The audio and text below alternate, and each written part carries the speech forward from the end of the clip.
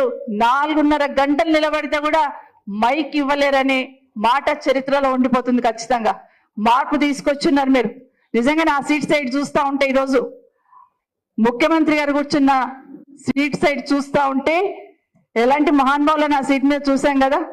ఒక రాజశేఖర రెడ్డి గారిని చూసాం, చంద్రబాబు నాయుడు గారిని చూసాం, కేసీఆర్ గారిని చూస్తున్నాం, రోషయ్య గారిని చూసాం, కిరణ్ కుమార్ రెడ్డిని చూసాం.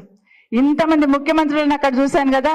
అక్కడ ఎవరన్నా ఒకరు అందరు కనిపించారు ఈరోజు మాకు. అక్కడ వాళ్ళు ఉండుంటే అయ్యో ఆడబిడ్డలు నిల్చున్నారే, ముందు వాళ్ళకు ఒక అవకాశం ఇవ్వండి, మిగతా తర్వాత మాట్లాడదామని మాట్లాడేవాళ్ళు.